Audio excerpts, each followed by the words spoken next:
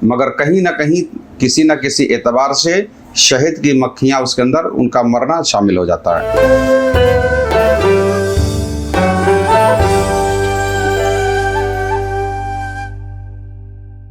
बिस्मिल्लाहिर्रहमानिर्रहीम। अल्लाहुम्मा सल्लि व सल्लिम अला सय्यदना मुहम्मदिन व अला आलि सय्यदना मुहम्मदिन कमा तुहिब्बु व तर्दा बि अन तुसल्ली अलैहि सल्लल्लाहु तआला अलैहि वसल्लम। आज एक अहम मौजू पर एक वीडियो हम रिकॉर्ड कर रहे हैं जिसका उन्वान है तर्क हैवानात यानी तर्क जलाली। तर्क 3 तरह के होते हैं, जिसमें एक जो तर्क है तर्क हैवानात यानी जिसको तर्क जलाली कहते हैं, उसके बारे में हम जानने की कोशिश करेंगे। अब समझना यह है तर्क हैवानात यानी तर्क जलाली में कितनी अशिया है, किन किन चीज़ों को नहीं खाना चाहिए, उनसे परहेज़ करना चाहिए, उनसे दूरी इख्तियार करना चाहिए। जो भी शर्त जलाली अमलियात के अंदर हैं, जिन भी आमाल के अंदर जलाली परहेज़ लिखा रहता है कि परहेज़ जलाली करें, तो परहेज़ जलाली के अंदर कितनी चीज़ें शामिल हैं ये आप जानने की कोशिश करेंगे हम इंशाल्लाह ताला। सबसे पहले समझ लें तर्क हैवानात जलाली का मतलब यह है कि हैवानात की जितनी भी खसलतें हैं, हैवानात की जितनी भी खसलतें हैं उसको तर्क कर देना। खसलत हैवानी को तर्क कर देने का नाम तर्क जलाली है,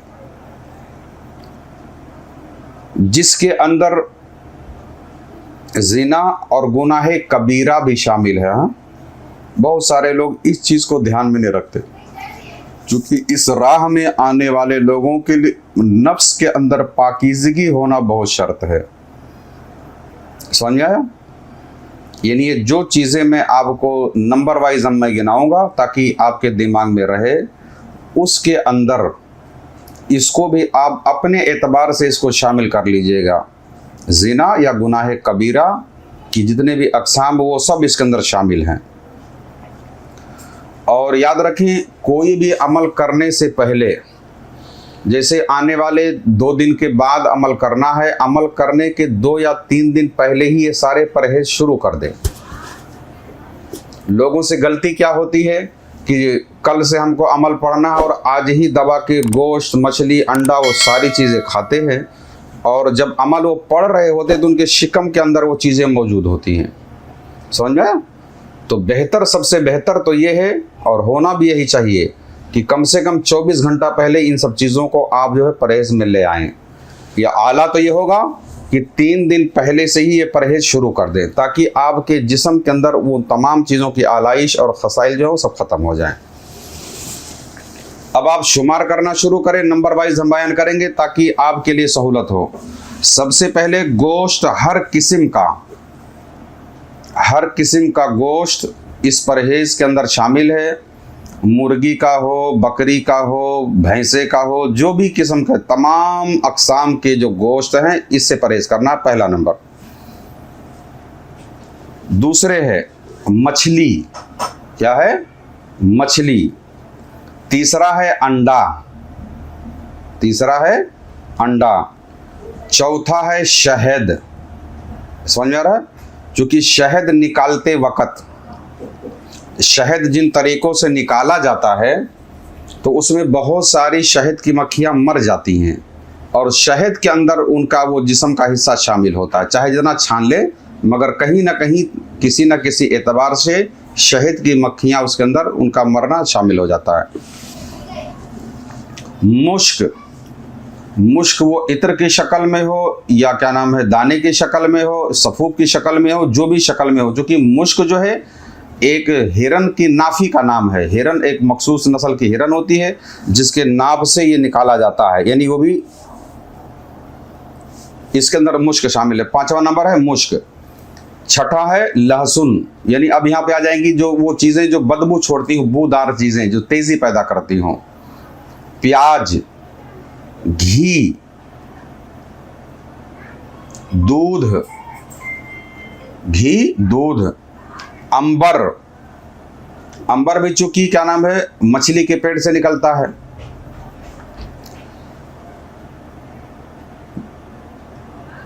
चूने का सीप का चूना, पहले चूना जो है सीप से बनाई जाती थी, यानी जो सीप दरिया में समंदरों में निकलती है ना, नदी या नालों में, सीपी सीपी जिसको कहते हैं, तो पहले चूना उससे बनाया जाता था।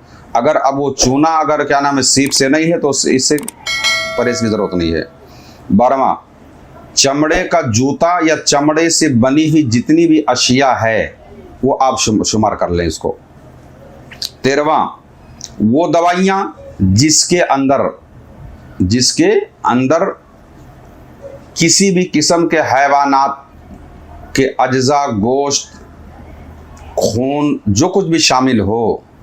खास तौर पे ये यूनानी पैथी के अंदर जो है अद्वियात, खास तौर पे माजून, रेग माही, आबरेशम, बहुत सारे अद्वियात हैं जिसके अंदर जो है हैवानात पड़ते हैं।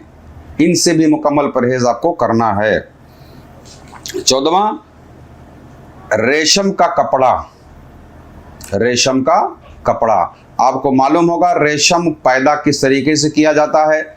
रेशम एक कीड़ा होता है, वो अपने ऊपर क्या नाम है रेशम के तारों का खोल बना लेता है एक जाल की तरह।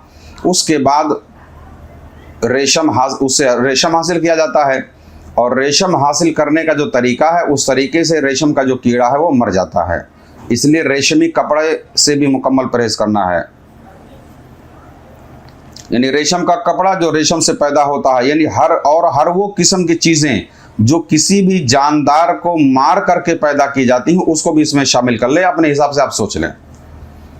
15वां, सर के बाल मुड़ाना। समझ आ रहा है? दौरान अमल जो है सर के बाल ना मुड़ाए। इससे क्या नाम है कहीं उस्तरा लग जावे, कट जावे तो जिस्म से खून निकल जाएगा, तो ये क्या नाम है तरके जलाली आपके यहाँ तर्क छूट जाएगा। नाखून तराशना, नाखून तराशने में भी हिकमत शामिल है। 17वां, जो शादीशुदा लोग हैं जिमा करना यानी कुर्बत करना। 18वां जो है मसूर की दाल से भी परहेज करें। 19वां, तमाम किस्म के मेवाजात, तमाम किस्म के जो मेवे हैं, अंगूर, किशमिश है, छुआरा है ना, और बहुत सारे जो तमाम तकरीबन अक़साम के जो मेवाजात हैं उससे भी परहेज करें, जो कि वो किन किन मराहिल में बनता है और उसके अंदर कीड़े वगैरह हो सकते हैं। इससे खतरा यह है कि अगर इस तरह के मेवाजात आप खाएंगे तो खतरा यह है कि आपके अंदर इस तरह की चीज़ें दाखिल हो जाएंगी। 20वां जो एहतियात है वो है खून किसी भी तरह से अपने जिस्म से ना निकलने पाए। समझ में आ रहा है? यानी इसका एहतियात हो कि आपके जिस्म से किसी भी तरीके से खून ना निकलने पाए। उसी के एहतियात के पहलू के अंदर वो सर का बाल मुड़ाना और नाखून तराशने की उसी हिकमत में शामिल है, मगर इसको अलग से मैंने लिख दिया है कि खून आपके जिस्म से किसी भी एतबार से निकलने ना पाए। 21वां, यह है दूधदार पेड़, जैसे बरगद है, पीपल है, या और भी किस्म का आप सोच लीजिए जिसके पेड़ के पत्ते तोड़ने से दूध निकलता हो। समझ में आ रहा है? दूधदार पेड़ के पत्ते, फूल, टहनियाँ, ये सब तोड़ना इसके अंदर शामिल हैं। ये तरतीब वाइज मैंने कहा ना 21 सामान तकरीबन लिखे हैं, और उसके पहले जो हमने बयान किया उसको भी इसमें शामिल करने।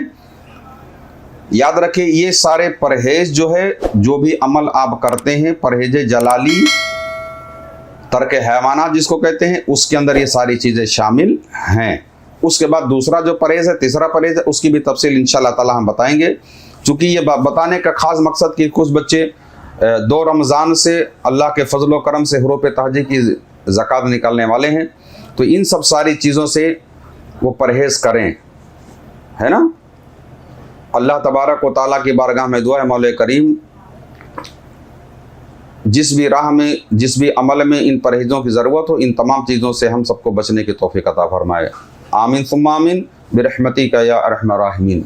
अगर आप भी कुछ रूहानी खिदमत करना चाहते हैं तो इस चैनल को सब्सक्राइब करें और इसका लिंक भी शेयर करें।